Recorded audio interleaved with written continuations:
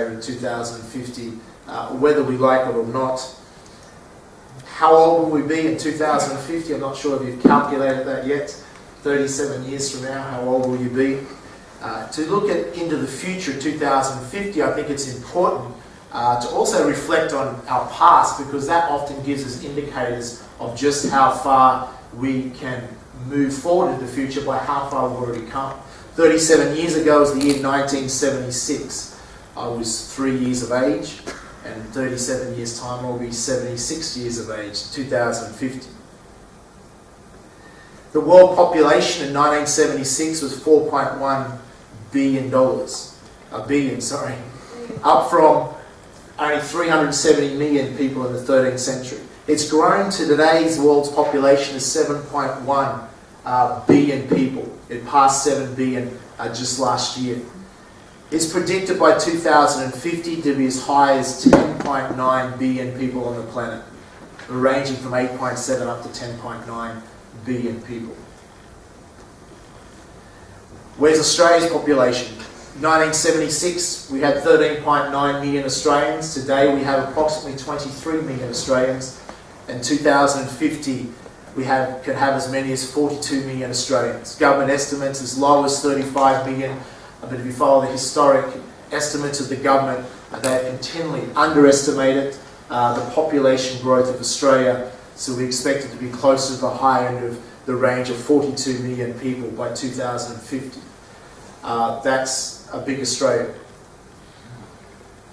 Sydney, as an example, today has approximately 4.4 million people, the largest city in Australia. It will grow on itself to over 7.5 million by 2050. If you can see the picture there, that's a futuristic picture of what the city of Sydney will look like in 2050. You can still see the Opera House, slightly dwarfed by the buildings and the Harbour Bridge there. But it gives you an idea, a visual image of what the world has in store for us and what our cities and country may look like in 2050.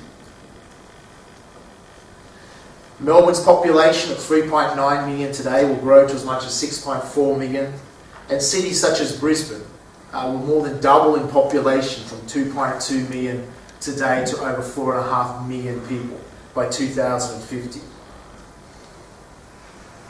As you can imagine, the cost of living is likely to rise substantially, as it's already a high cost of living, even in 2013. To give you an indication, house prices, on average at the moment in Sydney, a median house price is almost $600,000. This is expected to grow to as much as $8 to $10 million for a typical home by the year 2050. Might be a good idea to buy a house now and not wait to 2050. The cost of the loaf of bread by 2050 could be as much as $40. By 2050, as you can imagine, the world would have changed dramatically. For instance, this is Boeing's future hypersonic plane they intend to have released by 2050. It's already in planning stage, where you actually be able to see outside as you're flying along. Such planes you'll be able to travel from Sydney to London in as little as 90 minutes by the year 2050. Space trips to the edge of space, possibly the moon, with already people purchasing today tickets to go into the edge of space. By 2050, more people will become techno-savvy in a fully wide world. Smartphones, which we have now, the internet, global trade and automatic language translators are giving birth to a much more interdependent humanity. Focus on improving healthcare and raising living standards. Breakthroughs in stem cell development emerge on an almost daily basis. My vision for 2050 for Australia and the world is quite positive if we are able to tackle the challenges that lay ahead. Medical success, nanotech and strong artificial intelligence by 2050 will empower humanity. The regenerative medicine regrows organs and tissues, replacing lost limbs and other failed body parts. Many boomers and seniors, despite getting up in their years, enjoy near perfect health in the 2050s. and the prospect for an indefinite lifespan in the not-so-distant future are now accepted by mainstream doctors everywhere. Industrialisation spreads worldwide. Collision-proof driverless cars will zip people about, reducing auto fatalities to almost zero. As I mentioned, hypersonic flights whisk people around the world in a matter of hours. A recent Mars landing has boosted space interest, and except for violence and accidents, most people can expect to live almost indefinitely. Technology in 2050. 3D printers will be common in every household. The 3D printers that are becoming available today. Most of the day-to-day objects that you will need, you'll simply print at home within minutes. A computer that you'll be able to buy in 2050 will be 1 billion times more powerful than a computer bought in 2005. Meaning just 5 computers in 2050 will be as powerful as all the computers that exist in the world today. A brand new industry of brain-augmented performance is born. Devices such as brain-enhancing memory chips will exist. Brain-to-brain communications is also expected to be available. The world has shifted from only 3% of people living in cities in the 1800s to over 50% living in cities by the year 2010. Yet Australia has 89% of its population already in 2013 living in cities. It's one of the highest and most urbanised countries on the planet. However, this has already led to overcrowding cities and inadequate transport, particularly if you live in Sydney.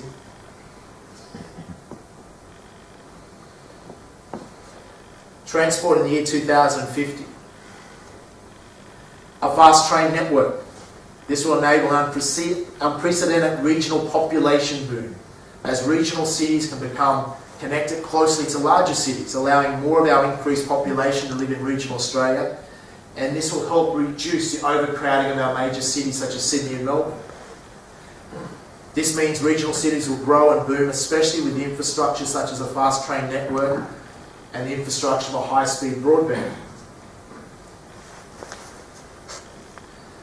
It's proposed a fast train network running from Melbourne through regional cities, Canberra, connecting to Sydney and Newcastle all the way to Brisbane via the Gold Coast.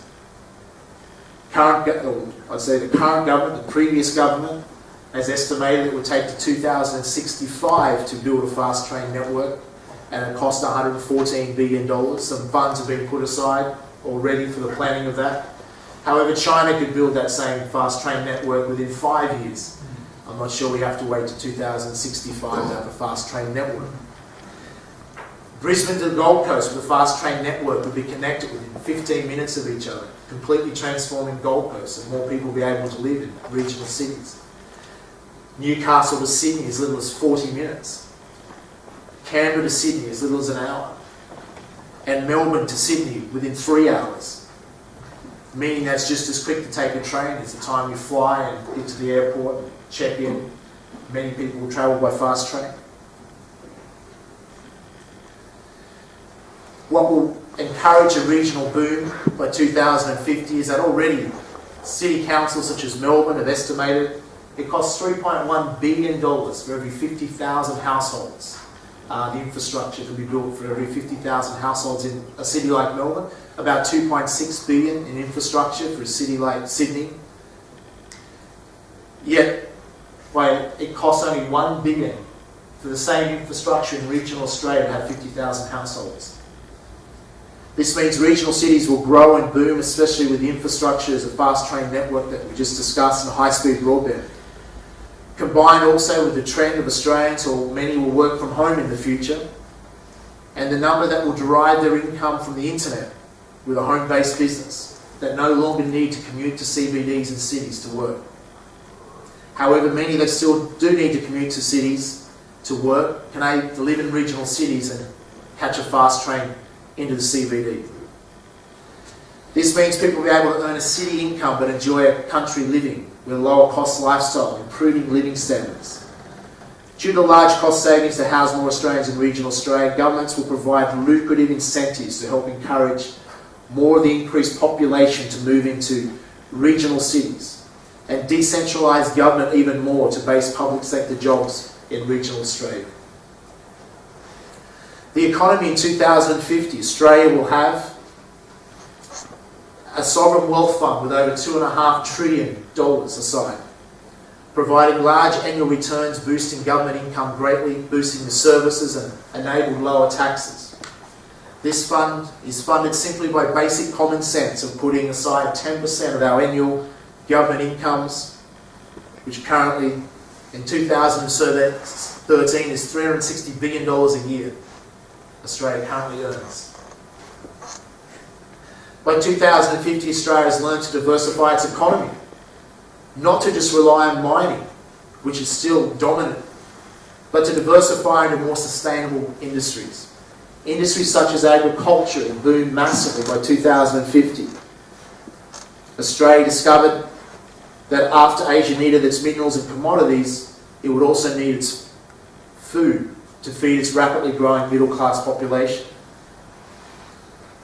As a result, soft commodities such as crops and wheat and dairy and beef has boomed because Australian farmers are some of the most efficient in the world. The government eventually decided to provide support to our fishing industries and less to our inefficient loss-making industries many decades before. As a result, agriculture boomed. Australia learns to create value-added industry after realising, as profitable as it may be to sell iron ore at $150 a tonne, it's far more profitable to value-add that and sell it for thousands of dollars a tonne. Australia learns that in order to sustain a manufacturing industry, it had to not only become a high-end manufacturer like Germany did decades ago, but it also needed to innovate ways to lower its cost base of labour, to be able to compete globally without lowering Australians' existing wages, which of course would never be politically popular. It did this by creating a visa fee that raised billions of dollars in new revenues to fund much needed services, as so many immigrants from around the world have wanted to relocate to Australia. Those immigrants that didn't have the capacity to pay the large upfront visa fees were able to accept traineeship apprentice-style wages for a 3 to 5 year period to gradually work their way up to award-level wages. As a result, Australian manufacturing was able to better compete globally by accessing a new source of less expensive labour, and immigrants who have a high work ethic and more than prepared to work their way up helped Australia boom even more by 2050. Australia was also able to eliminate unemployment by introducing a rule whereby after 90 days of not working, recipients had to either enter paid for study whilst continuing to look for work, to upskill themselves, or go to work for a local council or charity groups for slightly more than the employment benefits until they found higher paid work. This ended the unhealthy habit of paying people to not work and boosted productivity and self-esteem of the unemployed, and ensured almost everyone had a job and a way to contribute to the nation by 2050. Australia learnt of Singapore and decided itself to become one of the financial centres of the world. In fact, it turned Darwin into a Dubai, Singapore-type modern-day city that became a major financial centre for Asia after making Northern Australia an economic zone, model of the success of many economic zones in China. As a result, Northern Australia boomed. Australia finally tackled the unions that had been holding back productivity and efficiency gains with their go-slow tactics and union blockades, when it was found it takes 3 to 4 times longer in Australia to unload ships than many other parts of the world. As a result of union reform and more honesty and transparency and willingness to work with industry and business, Australia's productivity and efficiency soared. This enabled Australia to avoid dropping out of the top 20 economies by 2050 that it would have had otherwise. After Australians losing faith in the two-party duopoly, as we look at the political systems by 2050, and the emergence of micro single-issue parties controlling the Senate, leaving Prime Ministers powerless even when they controlled the lower house, a new political system was finally implemented. A new political system that enables voters to vote online as opposed to using pencil. and enabled voters to vote on major policy, completely changed the political process in Australia, and re-engaged many Australians who were disenfranchised voters, who now had a direct say on the policy and the running of the country. The two-party duopoly of Labor and Liberal was no more, and Australia became a much more united country as a result. Australia also left the 19th century behind by eliminating state governments well before 2050. Good luck.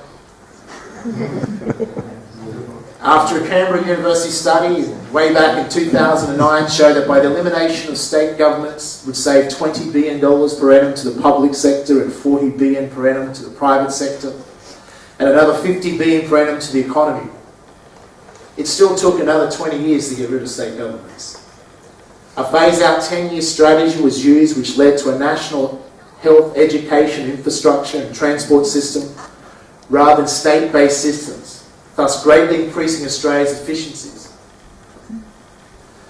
After such sheer wastings of all three levels of governments, Australians decided to no longer tolerate large, excessive, lazy governments, but only support lean, efficient, smart, productive ones. This led to less politicians and great respect for democracy by 2050. Everyone celebrated. Australia realised in foreign policy that its future lay with Asia, and thus it decided to rebalance the relationship with the United States of America to better reflect this. As important as the US relationship is and would continue to be in 2050, Asia become equally or greater importance to Australia. And the rebalancing made a big difference. Foreign investment. Despite calls to stop foreign investment, Australia realised it heavily relied on foreign investment, but it was no longer willing to sell off all its assets and be foreign controlled. It realised to take foreign investment, but in a controlled way. The environment in 2050. Australia realised the great moral challenge of the 21st century perhaps wasn't in fact global warming, which had a name change to climate change decades before, but it was more precisely how to achieve a healthy environment and a healthy economy as the two must be achieved for sustainability. By this being the underlying organising principle for many decades, by 2050 Australia was able to achieve an economically and environmentally sustainable nation and become a world leader and role model for other nations. It did this by changing the carbon tax years before to a carbon investment fee, whereby carbon polluters such as mining companies were able to pay a market rate fee per tonne of carbon into their own renewable energy fund.